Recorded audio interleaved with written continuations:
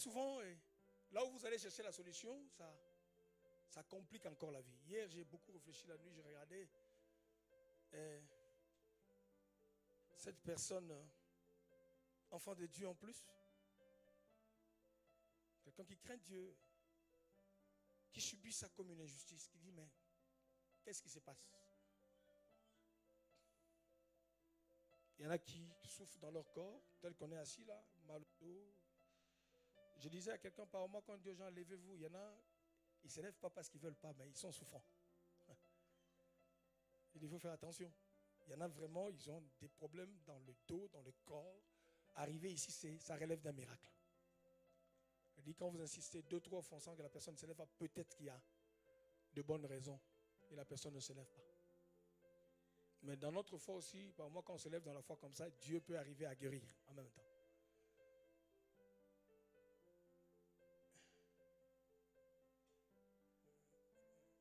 Je voudrais parler à quelqu'un qui a vécu la maladie comme une humiliation.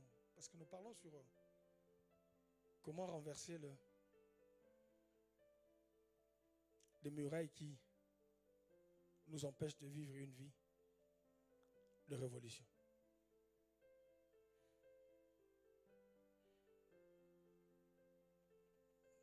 J'ai vu Dieu, je dis bien, Dieu guérir des gens de maladies. À un moment, je ne sais même pas que Dieu l'a fait en fait. C'est quand je repasse, tu sais ce jour-là, de quel jour? Non, ah d'accord, Dieu l'a fait, dit gloire à Dieu. Quelqu'un dit amen? Il y en a que Dieu guérit alors qu'ils sont dans leur lit, pendant qu'ils dorment. Je voudrais avoir un témoignage de 2 minutes ou 3 minutes. De quelqu'un qui a été surpris par la maladie. Et qu'est-ce que ça produit dans ta vie à toi? Quelle est la perception que ça te donne de Dieu? Frère Jean-Pierre, viens. Merci, viens. Sœur Odette, viens. Qui encore? Une 3e personne?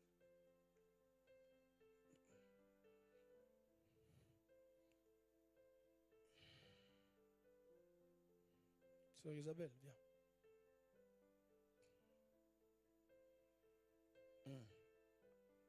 On peut leur donner le micro pour 2, 3, 4 minutes. Parce que la question qu'on se pose, mais Dieu, tu es où? Pourquoi tu permets ça? Il y en a qui disent que tu sais que je n'ai pas d'argent pour payer les hôpitaux. Tu sais qu'on n'a pas de moyens pour faire les scanners, les IRM. On n'en a pas. Mais Dieu, pourquoi tu le permets? C'est autant de questions et je voudrais laisser la sœur.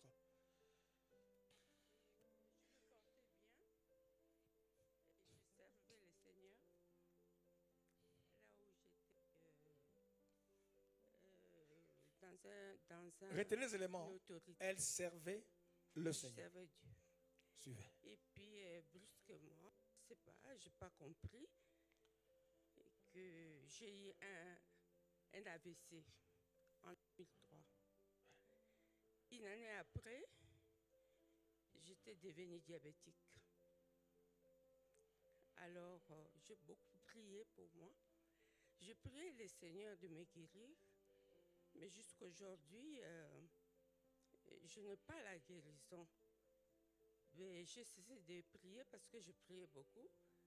Je disais, peut-être que le Seigneur, parce que je suis sortie d'une vie de péché et que j'étais trop autoritaire vis-à-vis de mes enfants. J'étais trop autoritaire. Mais j'ai constaté que au fur et à mesure, je commençais à changer. Je suis devenue douce. Je supporte la souffrance. Je supporte beaucoup de choses, des épreuves et tout ça. Donc, Dieu est en train de faire son travail. Et je le crois que Dieu va me guérir. Parce que j'ai la foi, je crois que Dieu va me guérir. Mais on ne peut pas dicter Dieu. Dieu est souverain, il fait ce qu'il veut.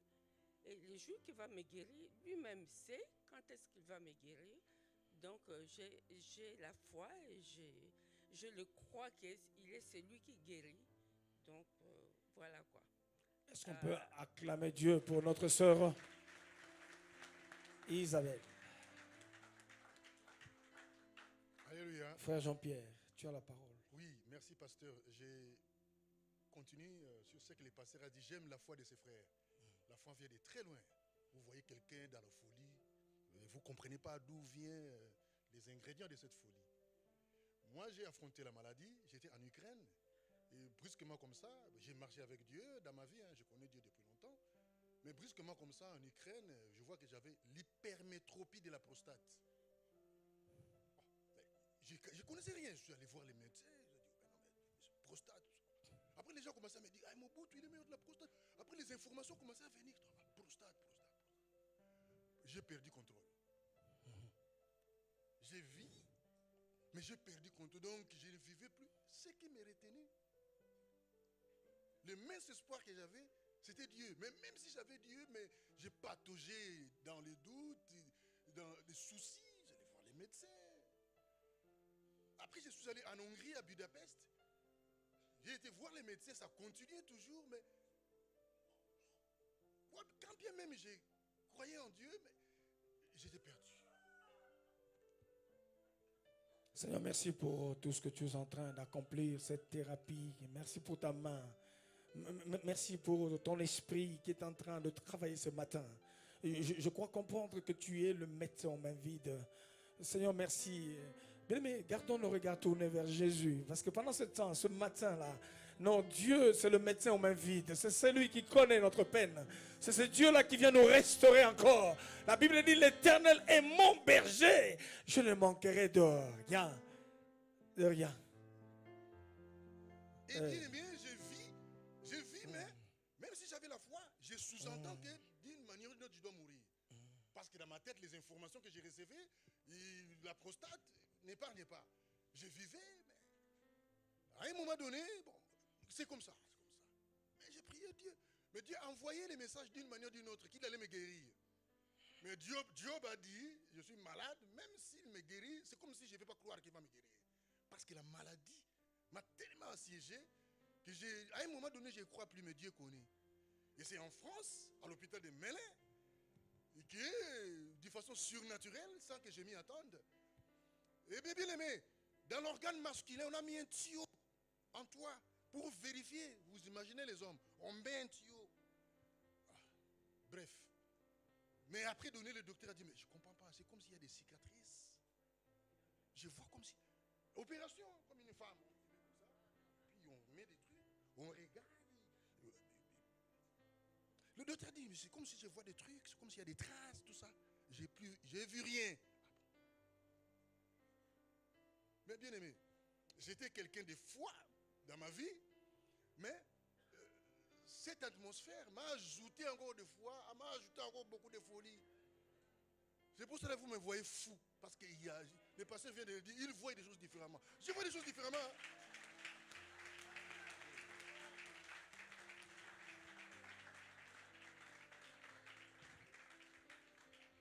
Vous comprenez quand quelqu'un crie, la personne pourquoi? Parce qu'il y a des cris qui sont de véritables cris de reconnaissance et de délivrance. Est-ce que quelqu'un peut crier encore à Dieu que tu es bon? Fais-le différemment de l'autre, bien-aimé. Hey. Hey. La sœur Odette. Alléluia. Moi, je vais raconter 3 maladies. Donc, je commence par la plus dangereuse que j'ai eue. Il y a 5 ans. Donc, c'était les jours de l'an. Il fallait qu'on vienne ici à l'église. On était avec les enfants. Et puis, on s'est habillés, tout ça là, puisqu'il fallait qu'on fête à l'église. Vers 22 heures, tout le monde était prêt. J'ai pris la voiture. Je voulais prendre la voiture, en fait, pour pouvoir venir. La voiture ne s'allumait pas. J'ai dit, mais comment on va faire? Et puis, j'ai ressenti une douleur donc, sur ma poitrine, dans la poitrine. Je ne pouvais pas me mettre debout. J'étais vraiment plié en deux. J'avais tellement cette douleur atroce, je crois que j'allais mourir. Les enfants commençaient à pleurer. Et puis, mon mari qui dit, on va à l'hôpital. Moi, j'ai dit, non, je ne ressens pas pour aller à l'hôpital. Et les enfants m'ont dit, maman, écoute, on va aller à l'église. Même s'il faut que tu meurs, tu vas mourir à l'église. J'ai dit, je suis d'accord avec vous. On va y aller. Comme la voiture ne s'allume pas, j'ai dit, bon, tiens, on va aller. Donc, on va prendre les trains, mais il faut aller vite puisqu'on risque de rater les derniers trains. J'avais tellement mal, je ne pouvais pas marcher, mais je marchais vraiment. Vous savez comment, quand une femme enceinte est elle est voilà, avec des contractions. Donc, j'étais comme ça, plié, je marchais seulement à... Mais on est quand même parvenu à arriver à l'église. Une fois arrivé à l'église, le pasteur m'a aperçu de loin. J'avais tellement mal, je souffrais tellement, je ne peux pas expliquer cette douleur. La douleur était tellement atroce. À un moment donné, comme il y avait de la musique, je ne supportais pas cette musique puisque j'avais comme l'impression que la musique donc était en train de me taper là où il y avait la douleur au fait. Je suis resté, je me tenais sur moi comme ça, je pleurais. Le pasteur m'a appelé, il m'a appelé ici, devant, avec maman Thérèse. Il m'a dit, qu'est-ce que tu as? J'essaie de lui expliquer, il m'a dit seulement, non, le Seigneur me montre qu'il faut que je te donne une double portion. Je ne sais pas si tu te rappelles encore, pasteur. Donc voilà, il m'a mis l'huile là où il y avait, donc là où j'avais la douleur. Et puis à un moment donné, il m'a donné c'était la Sainte Seine. Il m'a donné la Sainte Seine. Même pas 20 minutes. J'étais bien. C'est comme s'il n'y avait rien qui s'était passé. Et le lendemain, je suis rentré normalement à la maison. Et puis je suis allé au travail. À un moment donné, j'ai essayé un peu de parler à mon médecin. Quand on m'a fait des radios, on a fait les échographies, on a trouvé que j'avais fait l'infarctus. Donc, quelquefois on néglige, quelquefois on ne comprend pas, on ne peut pas comprendre comment la personne souffre. Donc, c'était l'infarctus. Je suis venu, j'ai raconté au pasteur, mais je n'entendais plus. J'avais des bourdonnements dans mes oreilles, mais c'est resté au moins... Donc, j'avais comme l'impression, vraiment, je n'entendais plus, j'avais des bourdonnements dans les oreilles. C'est resté comme ça presque à peu près 3 semaines, et puis c'est parti au fur et à mesure avec les temps. Voilà, ça s'est passé. À un moment donné, vous savez, je viens toujours ici, je prie, je me donne. Pourquoi je me donne? Puisque j'ai trop négligé, j'avais négligé Dieu avant. Quand je suis arrivé à Maranatha, maintenant que c'est là que je commençais à me donner à Dieu. Et là, j'ai eu 10 fois la méningite. Maman Thérèse est témoin, le pasteur est témoin. 10 fois, j'ai toujours été hospitalisé. Quand vous me voyez ici, il y a des moments où je disparais. Les gens croient peut-être que je suis en voyage. Non, à l'hôpital. Et comme je ne veux pas donner l'impression aux gens que je suis malade, puisque la foi veut assez que je ne le dise pas. Donc, je suis à l'hôpital puisque j'avais la méningite. À chaque fois, c'était la méningite. La dernière, c'était l'année passée. Donc, voilà. Et la troisième maladie, c'était qu'à chaque fois quand je venais ici, donc j'avais un problème au coccyx. Je ne pouvais pas m'asseoir. Je venais, je rigolais, tout ce que vous voulez, mais quand il s'agissait de s'asseoir, j'avais un problème. Alors, quand je suis allé voir le médecin, on a fait des radios, on voyait que c'était donc, l'os était cassé. Il me dit, madame, vous êtes cassé, vous êtes tombé. Je dis, je ne suis pas tombé, mais le médecin voulait me faire croire que je suis tombé. Je lui dis, non, je ne suis pas tombé. Donc, on m'a donné des médicaments. Je prenais des médicaments ici. Donc, j'avais une tonne de médicaments que je prenais. J'avais tellement une douleur, mais je priais. Après avoir prié, je faisais quand même des jeûnes et prières. Comme moi, il y a un truc comme ça là, moi, je me force par moi-même. Je m'encourage par moi-même, puisqu'on nous enseigne la foi. Cette foi, il faut la mettre en pratique. Donc, moi, j'ai mis ma foi en pratique. J'ai fait des jeûnes et prières. J'ai appelé le pasteur. Il m'a accompagné. Maman Thérèse m'a accompagné. Donc, après, quand je suis allé refaire les examens, on a regardé qu'il n'y avait plus rien. Mais le médecin voulait me faire croire que j'étais tombé, que j'étais cassé. Donc, voilà, c'était ça. Mais maintenant, j'ai eu encore l'autre, c'était par rapport à mon bras. Donc, la semaine passée, maman Thérèse, elle est restée avec moi au téléphone. Moi, j'allais pour faire l'infiltration. Je ne pouvais même pas tenir le micro comme ça. J'avais tellement mal, donc mal, très très mal. Et puis après, maman Thérèse m'a appelé. D'abord, le pasteur m'a appelé. Je lui ai dit, pasteur, je pars à l'hôpital. Et puis il m'a dit, qu'est-ce que tu as? J'ai essayé de lui expliquer. Et puis maman Thérèse qui appelle. Quand maman Thérèse m'a appelé, et puis elle me dit, tu vas où? J'ai dit, maman Thérèse, je pars à l'hôpital. On a commencé à parler avec elle. Elle était en train de m'expliquer des choses. Elle m'expliquait. Bon, moi je comprenais. Je lui posais des questions. Elle m'expliquait, il faut faire ci, il faut faire ça. Tout ça. Mais ça ne vaut pas la peine de faire des infiltrations. Tout ça, maman Thérèse, j'ai très mal. Je ne peux pas supporter. Et je suis arrivé devant l'hôpital. Je lui ai dit, écoute, je suis arrivé devant l'hôpital. Je vais te rappeler après. Je suis resté à l'hôpital. De l'hôpital, quand je suis resté, le médecin est arrivé en retard. J'étais là comme si j'ai somnolé un peu. Je crois peut-être qu'on m'avait appelé, mais je ne me suis pas rendu compte. Après, seulement, c'est comme si je dormais ou je somnolais, je ne sais pas. Je me suis réveillé. Je suis allé appeler la dame pour lui dire, écoutez, on ne m'a pas appelé. Elle dit non. Vous vous appelez comment? Je lui dis mon nom. Il dit, mais on vous a appelé. Je lui dis, mais tiens, basta, ben, ça tombe bien. Donc, comme il est arrivé en retard et que j'ai somnolé, peut-être Dieu ne voulait pas qu'on me fasse l'infiltration. Et du coup, je suis parti, je n'ai plus fait l'infiltration. Regardez, je suis là comme ça, je prends tout ça. Et vous voyez, c'est pourquoi je danse, puisqu'il y a un moment donné, je ne pouvais pas mettre des chaussures. On m'a fait des piqûres là. Vous voyez dans mes genoux là, des grosses piqûres, donc de longues grosses piqûres comme ça là.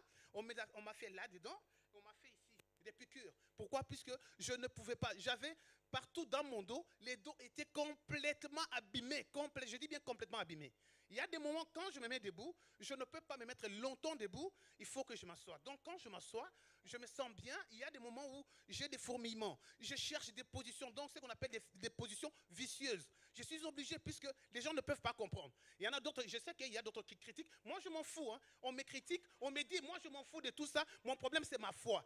Je cherche quand même à venir à l'église. Les gens ne peuvent pas comprendre. C'est pourquoi aujourd'hui, je suis venu pour témoigner, pour faire comprendre que c'est vrai ce qu'on nous enseigne. Il faut mettre en pratique. Quand on met en pratique, eh bien, ça arrive. Puisque je suis là, je saute, j'ai des talents. Je suis là, voilà. Est-ce qu'on peut acclamer?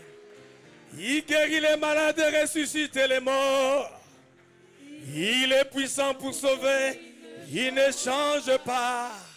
Dieu a fait un miracle. Il va encore faire. Nous acclamons Dieu pour nos frères et pour nos sœurs.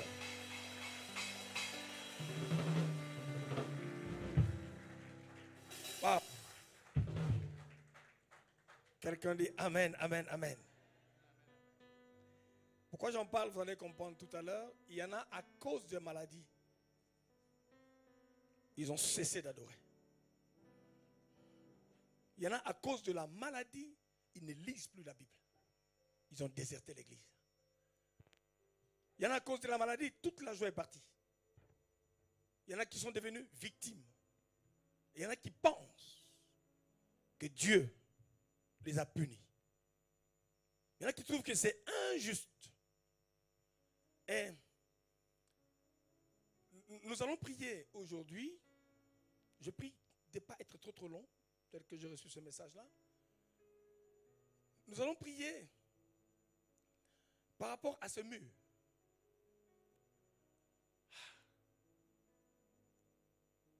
Est-ce que la maladie, elle est mentale ou bien elle est physique, physiologique?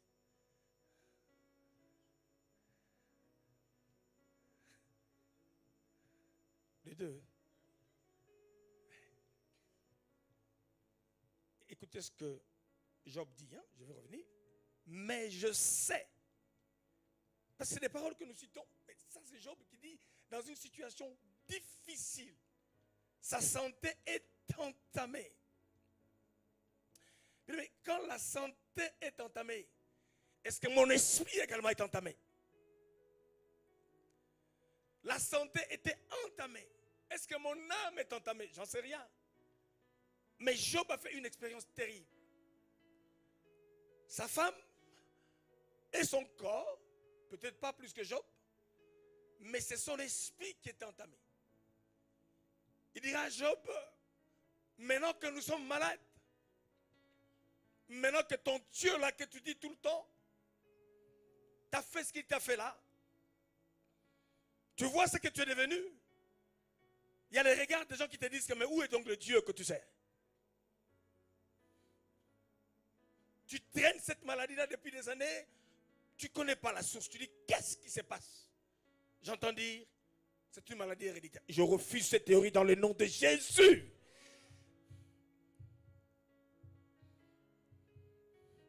Ça même le médecin, un médecin l'a dit, le maladie héréditaire n'existe pas. Simplement parce que vous gardez la même culture, vous gardez la même consommation. Il dit, ça n'existe pas. Mais tu peux le fabriquer toi-même. qu'est-ce qui se passe quand mon esprit est entamé? Job dit, je sais que mon Rédempteur est vivant, c'est ça, hein? Et qu'il se lèvera pour faire quoi? Dieu se lèvera pour faire quoi?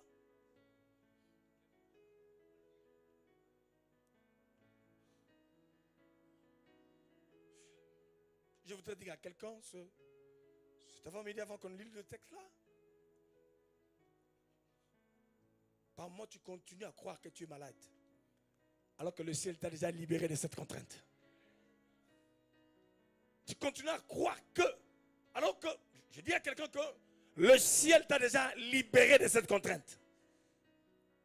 Il dit, je sais que mon Rédempteur se lèvera en dernier. Suivez, il y a une parole qui vient en bas. Quand ma peau sera détruite. Ah, je pense que quelqu'un pouvait dire quelque chose. Non, je suis en train d'activer la foi de quelqu'un. Il dit, mais quand ma peau sera détruite, je suis en train de vous ramener à quelque part un niveau de foi. Ça, c'est une foi révolutionnaire. On est en train de te mettre dans le cercle, tu dis non, mon Rédempteur se lèvera. Ça, c'est Job dit, il dit, je conçois, je suis malade, je souffre. Il dit, mais même quand ma peau sera détruite, mais quand ils diront, je pensais que quelqu'un allait dire qu'il se lèvera. Yohan, il est où? Yohan, viens prendre, remplace Junior 2 minutes. 2 minutes. D'accord, Junior?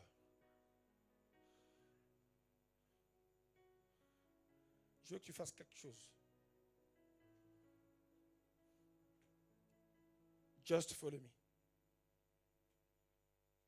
Voilà, Junior prend l'autre.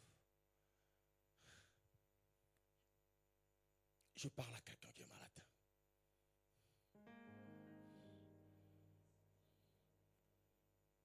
Je parle à quelqu'un qui souffre dans son corps. Ils ont donné des noms. Diabète. Quoi encore? Nous croyons plus à l'air. Je ne suis pas contre la médecine. Mais ma foi m'interdit de croire plus à eux, mais qu'à ce que la parole de Dieu déclare. Ma foi me dit, oui, médecin, tu as dit, mais j'ai un médecin qui est plus qu'un médecin. Il s'appelle Yoshua Amashia. Il est capable de guérir ma santé. Je dis à quelqu'un, quand ma peau sera détruite, quelqu'un le dit encore.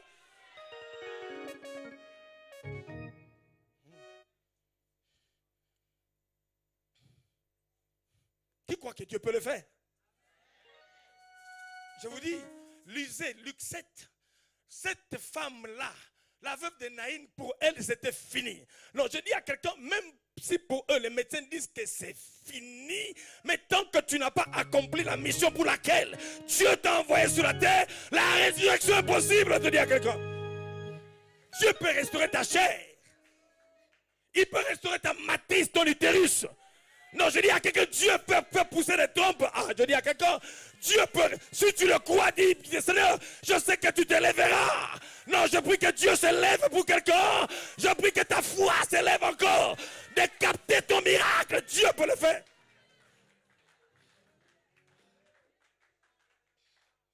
Écoutez-moi, ça c'est une confession de révolution. Il veut dire au diable quoi? Ramène-moi là où tu veux me ramener. Dis aux médecins de dire ce qu'ils veulent dire. Même s'ils me disent qu'il me reste 2 jours à vivre. Bien aimé, écoutez-moi, très bien. J'ai entendu des choses quand ce qui nous est arrivé, nous est arrivé. J'ai eu des serviteurs qui sont venus dire, nous avons rêvé que. Dites-moi seulement la vérité. Qu'elle est morte. J'ai dit, écoutez, ça c'est vous qui le dites. Je ne rentre pas dans votre foi. Bien aimé, je vous le dis, c'était terrible. Ceux-là qui reçoivent des messages viennent de partout. Voilà ce qu'on a rêvé. Et pendant ce temps, la situation se dégrade. Hey, est-ce que je parle à quelqu'un? Est-ce que je parle à quelqu'un encore? Qui croit que Dieu peut? Ah, bien aimé, je dis à quelqu'un, les médecins, ils t'ont ramené au pied du mur. Ils t'ont ramené au pied. Ah, bien aimé, lève-toi, dis non, Dieu va me relever. La maladie n'est pas une fatalité. La maladie n'est pas, bien aimé, le dernier mot de Dieu. La maladie n'est pas le terminus. Non, je dis à quelqu'un, quelque chose est possible. Ça, c'est la foi des révolutionnaires. Ton corps est malade, je crois. Je sais que tu as le diagnostic de médecin, bien aimé. Bien aimé, ils ont dit ça, je sais. Mais il dit, je sais que celui qui m'a créé est encore vivant. Je sais que celui qui m'a donné ce corps est vivant. Je sais que je connais comment il travaille. Je connais comment il fait.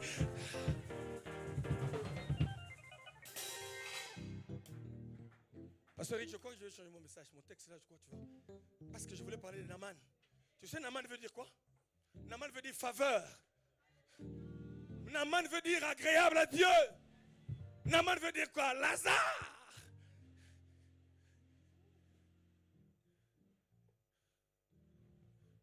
Ils vont te ramener au pied d'une poudre et dire que ce n'est plus possible. Je dis à quelqu'un, c'est possible. Non, non, non, non, non, non. Moi, quand quelqu'un vient me dire, c'est ma maladie, je dis, écoute-moi.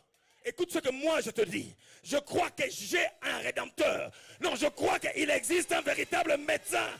Non, si tu le crois, lève-toi. Dis à Dieu, je crois.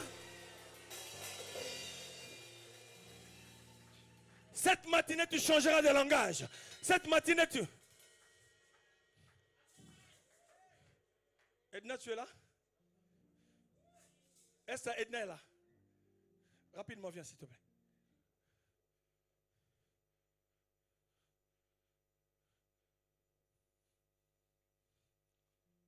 Pas un peu le micro. Bien aimé, écoutez-moi. Pas une fois, plus d'une fois. Enceinte d'Ephraïm. 95, à 2 mois de l'accouchement. Les médecins viennent dire, elle a fait une poussée d'allergie. À l'hôpital de dos, on arrive, les médecins tout de suite, non, non, madame, on doit vous opérer parce que ce n'est pas possible. Ce que nous voyons là, ça peut être très très dangereux parce que tu vas accoucher, on doit vous opérer tout de suite. Elle m'appelle, oh, j'arrive tout de suite, ils sont pressés. J'ai dit non, tu n'es pas pressé comme ça. On dit, moi je suis serviteur de l'Éternel. Hey, je parle à quelqu'un, mais n'oublie jamais, même dans la maladie, même dans la souffrance, tu as une alliance avec Dieu. Non, je dis à quelqu'un, tu as une alliance avec Dieu.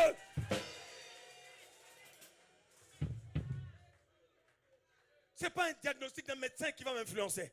Mais ma foi est capable de bouleverser les choses pour étonner ce médecin-là.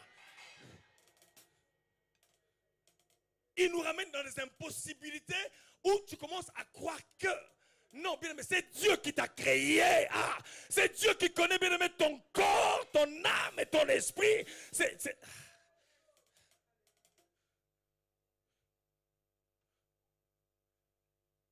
Aujourd'hui, tu vas adorer Dieu pour cette situation-là.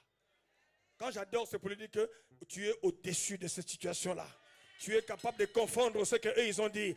Un nouveau diagnostic est en train d'être fait, bien aimé, pour que tu témoignes. Edna, viens. Quelques minutes. Anémone, tu peux être à côté d'Edna. Je sais pourquoi je veux que tu sois là.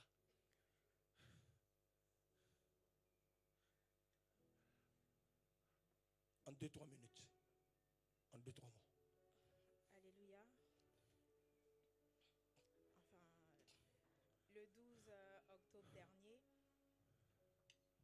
je ne sais pas ce qui s'est passé en fait. Le jeudi, j'étais ici à l'église, tout allait bien. Quelque chose est en train de se passer pendant ce temps, bien-aimé. Il y a quelque chose dans l'air qui se passe. Sois pas distrait, saisis chaque moment, chaque instant de ce qui est en train de se passer. Et le vendredi, le matin, je dansais. Parce que c'était mon anniversaire, je dansais, j'étais avec Imela, je dansais. Et le soir, on devait aller chez les Gorska. Et là, j'ai commencé à avoir mal, vraiment mal. Et je disais au pasteur Eric, c'est bizarre, j'ai très mal. Et je me disais en fait que c'était mes règles, parce que normalement, ça allait venir le 12 octobre. Et c'était pas ça. J'attendais, et c'était pas ça. Et le samedi matin, le 13, c'était, je sais pas, c'était horrible. Vraiment, cette douleur, c'était tout ça, juste un côté. Ça n'arrêtait pas d'augmenter, augmenter. Et à un moment donné, j'étais dans la chambre, j'étais allongée. Je ne pouvais même plus me lever, je ne pouvais rien faire. Je me suis mise à pleurer, mais vraiment comme un bébé. Et Christina, elle était là. Elle a appelé tout le monde dans la maison. Elle a dit, je crois que Edna, elle va très mal. Et je suis descendue. Je suis descendue dans le salon parce qu'il fallait que j'aille aux urgences avec le pasteur Eric. Mais j'arrivais pas à m'asseoir en fait. Je pouvais ni être assise ni être debout. Et je me suis allongée vraiment sur le sol au salon. J'étais allongée, je ne pouvais rien faire. Mais il fallait que je me lève en fait pour aller à l'hôpital. Et dans la voiture, j'avais l'impression que pasteur Eric ne conduisait pas. J'avais l'impression que la voiture, elle avançait pas. Tellement j'avais mal, c'était une douleur horrible. Je ne peux même pas l'expliquer en fait aujourd'hui. Et la seule chose que je dis... Et pendant ce culte, pendant qu'elle parle, si tu as un endroit où tu souffres, pose juste ta main à cet endroit. À chaque fois que... Tu n'attendras pas la fin du culte. Dieu est en train d'accomplir quelque chose. À chaque fois que je pense à cette douleur, à chaque fois que je pense à cette douleur, je me dis juste, même à son pire ennemi, en fait, on ne peut pas souhaiter ça parce que c'était quelque chose, enfin, c'était horrible. C'est tout ce que je peux dire. Même horrible, c'est vraiment pas le mot parce que je pouvais rien faire. Et quand on est arrivé aux urgences, à un moment donné, j'ai laissé pasteur Eric, je suis allée dans les toilettes et pendant tout le temps, pendant une semaine, le seul endroit où je pouvais être bien, c'était assise sur les toilettes. Je ne pouvais pas être assise sur une chaise, je ne pouvais pas être debout, mais il fallait que je sois assise sur les toilettes, parce que c'est là où je me sentais bien en fait. Et on a fait des examens, et voilà, et enfin aux urgences ils m'ont dit que c'était des calculs. Il fallait que je boive beaucoup, il fallait que je fasse des choses. Mais j'ai dit, mais comment des calculs, ça part? On me dit, il faut boire de l'eau. Et je me disais, mais à quel moment ça va s'arrêter cette douleur en fait? À quel moment, combien de litres d'eau je dois boire pour que ça s'arrête? C'était juste horrible. Et après, on allait faire des examens et des échographies, on ne voyait rien. On disait, oui, c'est une masse volumineuse. Mais c'est quoi une masse volumineuse? C'est quelle maladie? On ne sait pas. Et on a fait l'IRM. Et à l'IRM aussi, ils disaient, oui, c'était une masse volumineuse. Ils parlaient de fibrome, ils parlaient de kyste. Ils ont parlé de beaucoup de choses, en fait. Mais à chaque fois, en fait, quand j'étais allongée, je sentais vraiment une boule, mais qui prenait vraiment ma main, en fait. À chaque fois que je m'allongeais, je sentais une boule. Je disais, voilà, je sens une boule. Et une fois, j'ai dit à Christina, Christina, tu ne veux pas toucher, mais vraiment, j'ai une boule, en fait. Et j'avais une boule, mais ça me faisait plus mal. Mais en tant que... Enfin, il y a des détails que je ne peux pas donner, mais même mon intimité, je n'arrivais pas à laver mon intimité parce que j'avais mal. J'avais mal et je sentais vraiment la boule même dans mon intimité en fait. Et une fois, je pense que le pasteur il a organisé une semaine de prière et je suis arrivée. C'est la semaine dernière, c'était quelle la semaine? Il y a 2 semaines. Il y a 2 semaines, une semaine, oui. Et je priais. Mais avant ça, en fait, j'ai dit à Tati, j'ai fait un rêve. Mais je crois que le Seigneur veut vraiment que j'augmente mon niveau de prière en fait. Il m'a montré qu'il faut que j'augmente mon niveau de prière et en augmentant mon niveau de prière, ça va tout régler. Et quand je suis arrivée, on a appelé tous ceux qui sont malades et à qui on avait dit oui, on va les opérer en fait, parce que le médecin m'avait dit oui, il faut que je sois opérée pour enlever ça et tout. Et tout ça dans mon rêve, en fait, je voyais. Et le Seigneur me disait, non, il faut vraiment que j'augmente mon niveau de prière. Et j'aurais pas besoin de ça, en fait. Et que quand j'allais arriver dans le culte, le pasteur allait appeler tous ceux qui sont malades, ceux à qui on a dit qu'ils devaient être opérés et tout ça. Et je suis venue devant. Et je sais pas, mais Dieu sait faire ces choses. Et la première personne en fait vers qui le pasteur s'est dirigé, c'était moi. Et là j'ai compris en fait que le Seigneur était en train de faire des choses. Et j'avais pas parlé de ça au pasteur ou quoi que ce soit. C'est après que je lui ai expliqué en fait ce qui s'était passé. Et enfin, je veux dire que même la boule, elle n'y est plus en fait. Quand je touche à chaque fois, elle n'y est plus. Il y a un détail que je voudrais que Edna puisse donner. On a prié, mais elle avait toujours mal. Je lui ai dit, tu changes maintenant. Tu ne fais que adorer. Les 7 semaines-là, ne demande pas. Ne fais pas des combats spirituels. Je te dis, adore. En parlant de l'adoration, justement, c'était un lundi.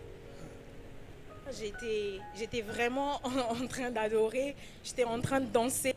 Et Tati, elle me regardait parce qu'elle était en télétravail ce jour-là. Elle me regardait. Elle me dit, mais pourquoi tu danses comme ça et tout? T'es sûre que ça va? Mais moi-même, je ne comprenais pas en fait. Mais il fallait que je danse et tout. Et je sais que le pasteur, il m'avait dit que cette chose, ça va sortir en fait. Ça va sortir, mais c'est comme si c'était des règles, c'est comme si c'était des menstrues en fait. Et j'étais là, je dansais. Et je suis allée dans les toilettes. Et en me nettoyant, je vois en fait du sang. Et après, j'ai dit, Tati, je crois que ce que le pasteur a dit là, je crois que c'est ça parce que c'est pas la date de mes règles en fait. Je crois que c'est ce truc-là. Après, j'étais contente et j'ai continué toujours à danser et à louer Dieu, à adorer en fait. Et je me suis dit, oui, Dieu, il tient vraiment ses promesses en fait. Et il faut vraiment être à l'écoute. Parce que je pense que si j'étais pas venue pendant les prières ou que si j'avais pas écouté ce que l'homme de Dieu avait dit, je pense que je serais peut-être passée à côté en fait. Parce que je sais que, je crois même le vendredi où on avait prié pour moi, je voulais pas forcément venir en fait. Mais Tati me disait non, il faut que tu ailles et tout. Je disais mais non, je suis fatiguée en fait. Parce que après toute la semaine où j'étais malade en fait, j'arrivais pas à être debout. Il fallait que je sois assise tout le temps, il fallait que je sois allongée. Donc je disais non, j'ai besoin de rester à la maison. Mais j'ai obéi, je suis arrivée et le Seigneur a agi. Est-ce qu'on peut acclamer Dieu pour notre sœur Edna? Est-ce qu'on peut acclamer Dieu? Je l'ai vu dans le couloir. Pasteur, je dis quoi? C'est parti. Je dis calme-toi. Non, c'est parti. Quelqu'un dit amen encore. Il guérit les malades, ressuscite les morts. Il est. Dieu peut faire encore. Dieu peut faire encore ce soir. Hey.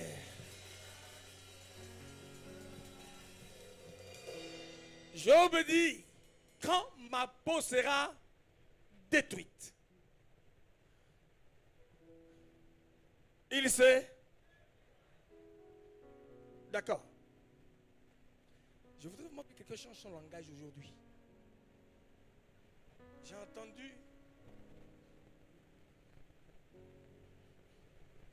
Mais il faut passer par ça. C'est une expérience que les mots ne peuvent pas expliquer. J'avais utilisé toute ma foi à un moment, je dis, il me reste quoi? Le médecin vous dit, sortez parce qu'on n'a pas de solution, partez. Saint-Joseph, 14e. On s'est dit, bon, si les médecins nous demandent de sortir, alors qu'on a fait tous les hôpitaux de Paris, on a été au 13e, IRM, quoi encore? Tout ce qui doit faire endoscopie, tout, hein? Fibro, tout, les médecins disent, en tout cas, nous ne voyons rien. Biopsie, tout ça. On nous dit en Suisse, on est parti en Suisse. Partout on nous dit qu'il y a quelque chose. Si tu... Bien aimé, la vraie bénédiction, c'est d'avoir des bonnes personnes autour de ta vie à toi. Les gens qui sont capables de t'encourager, de te dire qu'avance. Quelqu'un qui te dit que non, le Seigneur finira par te relever. Parce que je ne voulais pas céder à ça.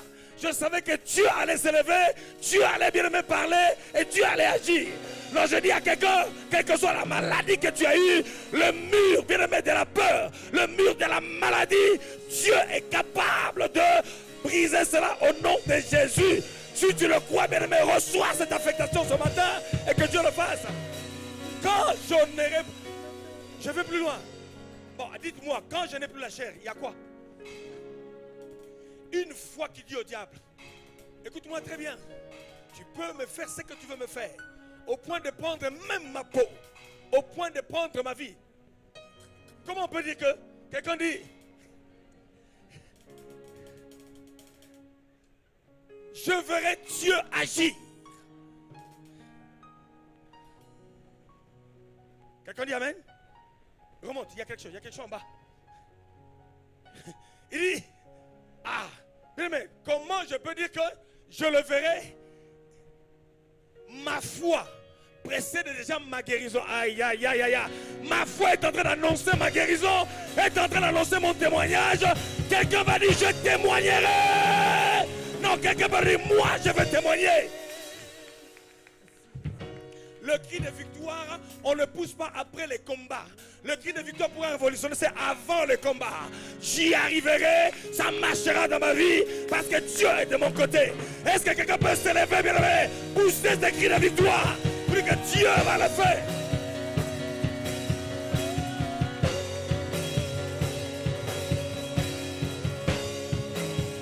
Est-ce que quelqu'un peut pousser ce cri de joie?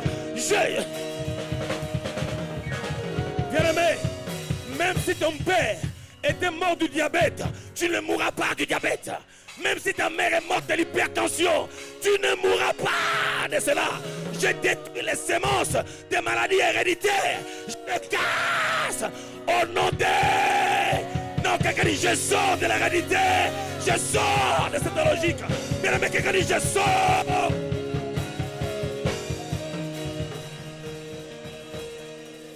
Pendant ce temps, j'efface ton nom de la liste de ta famille, de ceux qui sont morts du diabète, du sida.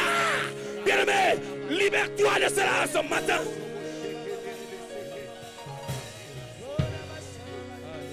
Bien-aimé, tout dépend de toi. Cet homme-là, en fait, qui était dans Jean 5, c'est lui qui avait un problème. Sa foi n'était pas activement, bien-aimé. Bien-aimé, quelqu'un dit encore amen? Ta foi doit être activée. Il lui dit, écoute, tue-moi si tu veux me tuer. Si tu crois que les médecins vont dire que c'est fini. Mais il était convaincu. Le Dieu de Lazare. Et j'entends ton nom. Lazare. Quand je dis sors, cela veut dire quoi? Je sors de la liste de ceux qui meurent de cette maladie-là. Même si ça a tué 10 000, ça a tué 20 000. Quelqu'un dit ça ne me tuera pas. Moi, je vivrai.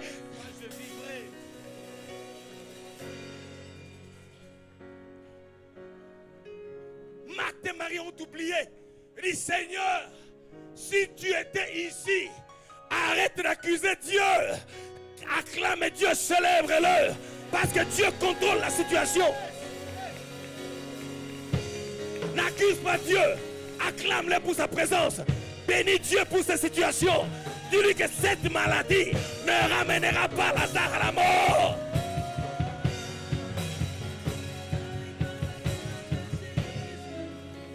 La murette de la maladie.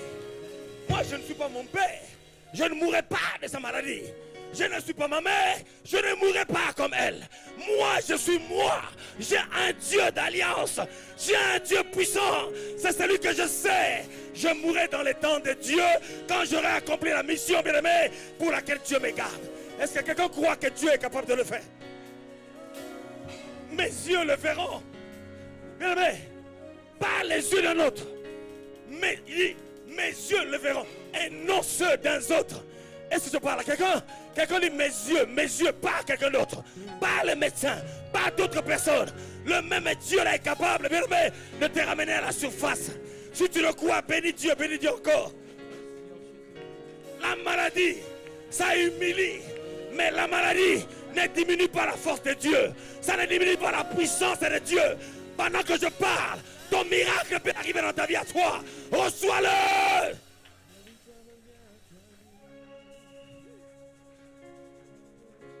Je n'ai pas dit à Edna peut-être. Moi, quand je prie, c'est que je crois. Il y a 2 semaines passées, ici, j'ai senti dans mon cœur toutes les personnes qui sont en passe d'aller dans une opération. Venez ici. Il y a des opérations qui ne sont pas des dieux, ça. Ils veulent te tripoter, te bousiller. Il faut que tu témoignes un jour, frère Claude. Ça, c'est mon propre oncle.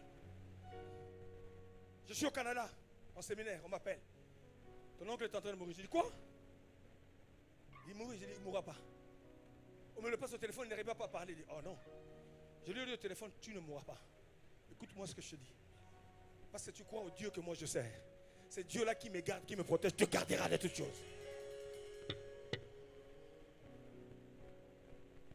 Qui croit que, bien aimé, il dit, le temps de Ménéka est passé. Ça veut dire quoi? Que la main de Dieu n'agit plus. La main de Dieu agit encore aujourd'hui. Et aussi glorieusement et puissamment. Il peut restaurer la matrice, réparer l'utérus, faire pousser les trompes. Bien aimé, reçois la visitation de Dieu. Je n'avais pas besoin du point de vue de Dieu. Oh non, je dis, calme-toi, moi je prie pour toi. Et quand tu pars ici, change ton attitude. Ne demande plus à Dieu, adore. Il dit, c'est tout ce que Dieu attend de toi. Est-ce que je parle à quelqu'un? Je lui ai dit, adore. Non, je dis à quelqu'un, adore. Est-ce que quelqu'un peut adorer pour sa situation? Quelque chose est en train de libérer ta vie à toi. La guérison s'installe. Si tu le crois, reçois-le. Eh ben, ça, Tamanda. Dieu le fait. Dieu le fait. Chantamare. Tu sais, ça c'est la foi d'un révolutionnaire. Il dit quoi? Mon âme. Olivier, s'il te plaît, tu nous mets les deux versions. Hein, si je peux avoir ces paroles de vie. Bien aimé, ce n'est pas une autre personne. Lui-même dit, mon âme s'est réjouie de l'attente et de l'intervention de Dieu. Oh. Ça, c'est Job dit. Moi-même, pas une autre personne, pas mon père, pas ma mère. Est-ce qu'il y a quelqu'un qui attend, soit dans la joie, parce que l'intervention de Dieu est sur le point d'arriver dans ta vie à toi? Mon âme est languie. Oui, je le verrai moi-même de mes yeux. C'est moi qui le verrai, et non un autre. Que ce moment arrive vite. Et je brûle d'impatience. Aïe, aïe, aïe, aïe. Est-ce que quelqu'un m'entend bien aimé? Il dit que ce moment arrive vite. Il dit ceci. Que ce moment, quel moment? Oui, tu as raison, Fongo. Il dit, je brûle d'impatience de témoigner ce que tu as fait dans ma vie. Alléluia. C'est pour ça, laissez les gens tranquilles. Il y a des gens qui sont des rescapés. Je ne peux pas prêcher sans parler de mon passé. Aïe, aïe, aïe. Je ne peux pas parce que tu ne me connais pas. Tu dois savoir par où je suis passé. Tu dois savoir ce qui s'est passé dans ma vie. Ma foi n'est pas ta foi. Ma manière d'acclamer n'est pas bien aimé celle de l'acclamer. On n'a pas la même histoire. Ils vont te dire que tu exagères. Dis à quelqu'un par rapport à qui et par rapport à quoi. Est-ce que je parle à quelqu'un? Ils vont te dire tu en fais trop. Quelqu'un dit je veux encore acclamer, proclamer, déclarer.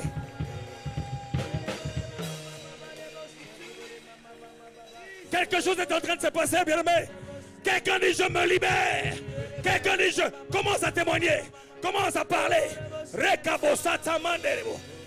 Dieu. Oh Dieu.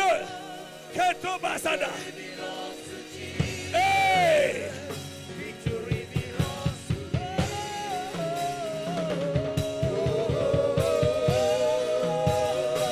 Tous ensemble. Tous ensemble.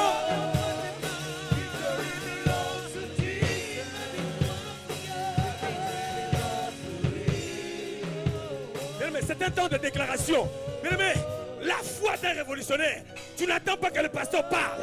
Lui-même dit, je languis, j'attends. Je sens que c'est en train d'arriver. Mon bébé est en train d'arriver. Dieu est en train de le faire. Déclare les paroles. Nous déclarons les paroles encore.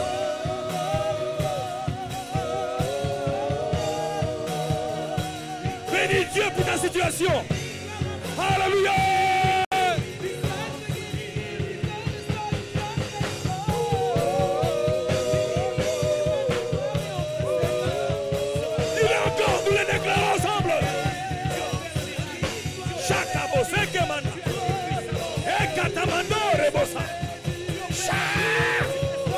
Holy Ghost, Saint-Esprit, merci.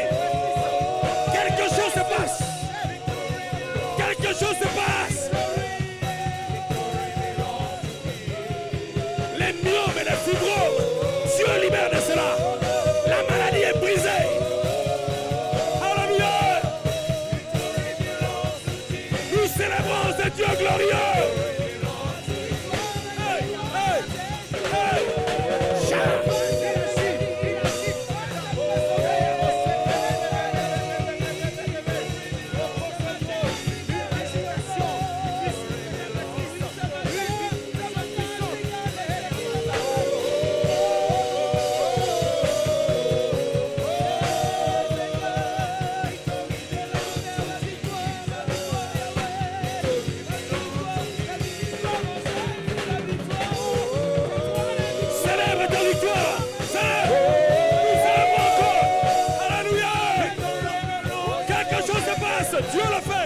Dieu l'a fait encore. Nous célébrons la victoire. Dieu l'a fait.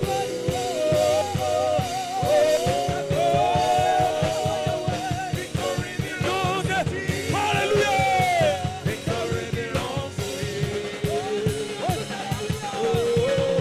Nous célébrons la victoire de Jésus. La main de Dieu n'est pas courte. Reçois ton affectation. Hey.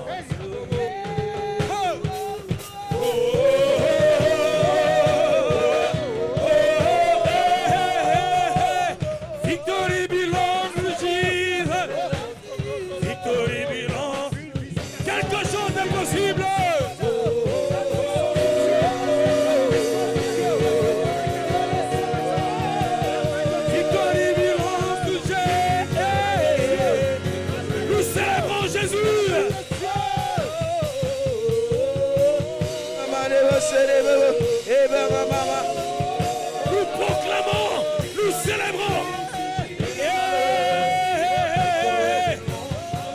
Tout est possible.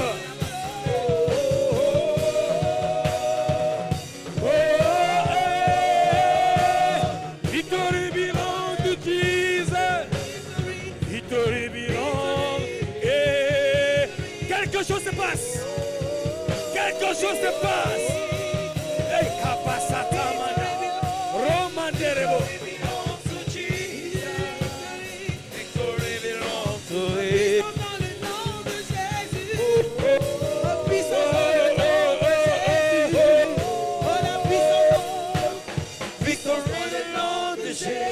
Nous déchirons les actes de condamnation. Nous déchirons les ordonnances de maladie. Nous déchirons les maladies. Nous les déchirons. Déchire-le. Nous condamner ce matin. Oh, la puissance est dans le nom de Jésus. La puissance agit. Oh, puissance agit ce matin. La puissance est dans le nom de Jésus. Puissance est dans le nom de Jésus. Oh, puissance. Dieu le fait. Ne réfléchis pas.